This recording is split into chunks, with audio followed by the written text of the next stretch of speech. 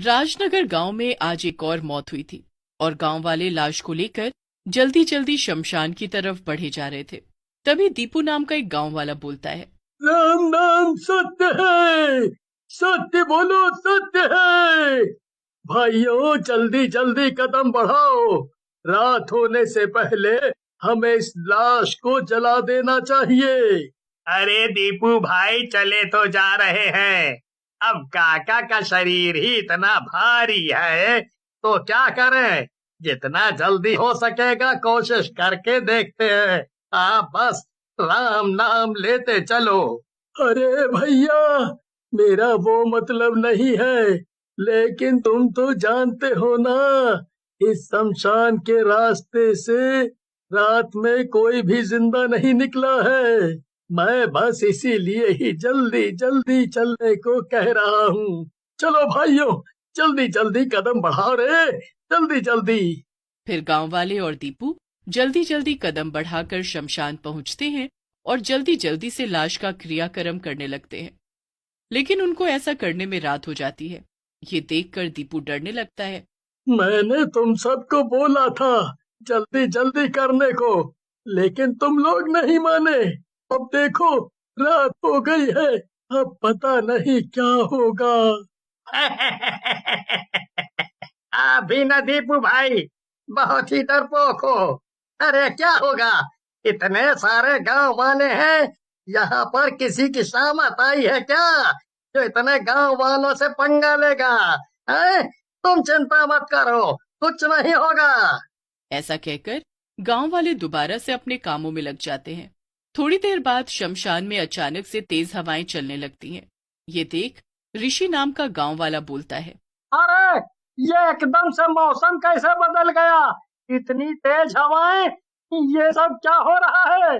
तभी वहां एकदम से आवाज आती है, भाग जाओ यहाँ से, नहीं तो किसी को जिंदा नहीं छोड़ूंगा। भागो यहाँ से। देखो देखो, मैंने कहा था ना जल्दी जल्दी करो, लेकिन तुम सब नहीं माने। अब भुगतो, ये शमशान के शैतान हमें जिंदा नहीं छोड़ेंगे। मैं तो चला यहाँ से। ऐसा कहकर दीपू वहां से भागने लगता है, लेकिन शमशान का दरवाजा बंद हो जाता है और वहां लोमड़ियों के रोने की आवाजें आने लगती हैं। अरे दीपू भैया, ये सब क्या हो रहा है? तुम सही कह रहे थे, अब हम क्या करेंगे? यहाँ तो शमशान का दरवाजा भी बंद हो गया है, इतना डरावना है ये सब। ऋषि की बात अभी खत्म भी नहीं हुई थी कि तभी जलने वाली लाश चिता पर से उठकर बैठ जाती है और हंसने लगती है। गांव वाले ये नजारा देखकर हैरान रह जाते हैं और इधर उधर भागने लगते हैं। अरे अरे मर गया रे, कहाँ फंस गया रे? बीवी ने रोका था कि मत जाओ, लेकिन नहीं ऋषि, तुझे तो रिश्तेदारी निपटानी थी। ये सब क्या हो रहा है? ये मुर्दा तो जिंदा हो गया, इसको हम जलाने आए थे, ये तो हमें ही मार डालेगा। तभी वो मुर्दा जल्दी चिता में से उतर जाता है और गांव वालों को मार डालता है। बड़ा आए थे मुझे जलाने के लिए, सबको मार कर खाऊंगा। मरने के बाद कुछ खाने को नहीं मिला है। राजनगर के शमशान घाट पर चुड़ैलों का वास था। ये चुड़ैलें शाम के बाद उस शमशान के आसपास या शमशान में आने जाने वाले हर आदमी को मार डालती थी। चुड़ैलों की मौत एक एक्सीडेंट में हुई थी, इस वजह से वो हर इंसान को अपना दुश्मन समझती थी। इन इंसानों ने मेरी और मेरी छोटी बहन की जान ली थी, अब मैं किसी भी इंसान को जिंदा नहीं छोड़ूंगी। सही कह रही हो चुड़ैल बहन, इन इंसानों ने हम दोनों को बहुत बुरी तरह मारा था। अब हम दोनों मिलकर जो भी इस शमशान या यहाँ से गुजरेगा उसको तड़पा तड़पा कर मारेंगे। उधर शमशान गए गांव वालों की मौत की खबर बाकी गांव वालों को मिलती है।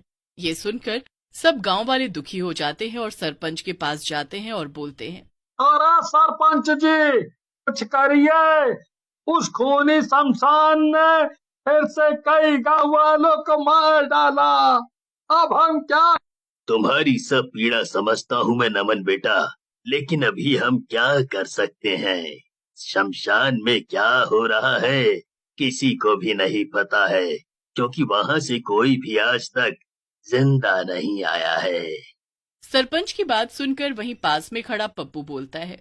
लेकिन सरपंच जी, इस तरह हाथ पर हाथ धर कर बैठने से भी कुछ नहीं होगा। हाँ, हमें कुछ करना होगा, नहीं तो इस तरह पूरा गांव खाली हो जाएगा एक दिन। हाँ। फिर बैठक का कोई नतीजा नहीं निकलता और गांव वाले और सरपंच ही अपने अपने घर चले जाते हैं। अगले दिन पास के गांव के सरपंच राजनगर के अंदर एक मुर्गे की दुकान पर आते हैं और मुर्गे की दुकान के मालिक नीतीश से कहते हैं, अरे मुर्गे वाले भैया, ये मुर्गे का मांस कितने का दिया? अरे सरपंच जी, आप जैसे देवता आदमी से पैसे लेकर मरना है क्या?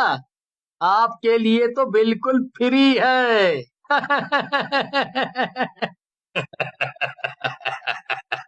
तुम मुझे इतनी इज्जत दे रहे हो उसका शुक्रिया, लेकिन अगर तुम पैसे नहीं लोगे तो मैं तुमसे मांस नहीं खरीदूंगा।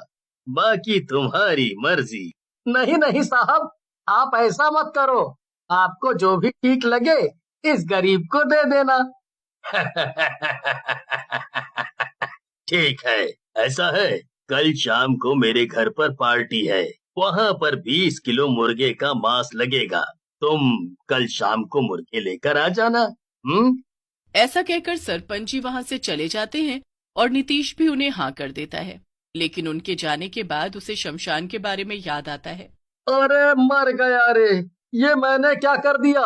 सरपंच जी को मैंने हाँ क्यों कर दी? उनके गांव के रास्ते में तो वो मनहूस शमशान आता है। अब मैं क्या करूं? रात में नीतीश घर पर जाता है और अपनी पत्नी राधा को सारी बात बताता है, जिसे सुनकर राधा बोलती है, तुम्हारी सारी आदत जानती हूँ मैं, चापलूसी करने की आदत है तुम्हें। अरे सीधा मना नहीं किया जाता तुमसे, पता है ना वो खूनी कब्रिस्तान। फिर राधा और नीतीश सो जाते हैं और अगली शाम नीतीश अपनी साइकिल पर मुर्गे बांधकर सरपंच के घर की ओर जाता है, लेकिन उसका सारा ध्यान शमशान की ओर ही होता है। लेकिन उस दिन नीतीश की किस्मत में शायद कुछ और ही लिखा था। जैसे ही नीतीश शमशान के पास पहुंचता है, वहां चुड़ैलें आ जाती हैं। नीतीश को देखकर चुड़ैलें हंसने लगती हैं और बोलती हैं, क्यों रे मुर्गे वाले, ये मुर्गे लेकर कहाँ जा रहा है? हमारी पार्टी कौन करवाएगा? चुड़ैल की बात सुनकर नीतीश को विचार आता है और वो बोलता है, चुड़ैलो, मैं ये मुर्गे तो तुम्हारे लिए ही लाया था। तुम दोनों कितनी पतली हो गई हो इंसानों का मांस खा खा कर। मैंने सोचा कि तुम्हारे मुंह का स्वाद भी चेंज कर दूं। नीतीश की बात सुनकर चुड़ैलें खुश हो जाती हैं और बोलती हैं, तेरी बातें सुनकर हमें अच्छा लगा, बहुत ही बढ़िया बात करता है तू। चल अब ये मुर्गे छोड़ यहाँ और निकल जा यहाँ से, नहीं तो तुझे भी खा जाएंगे। आप दोनों मुझ पर गुस्सा हो रही हो और मैं तो तुम्हारी पार्टी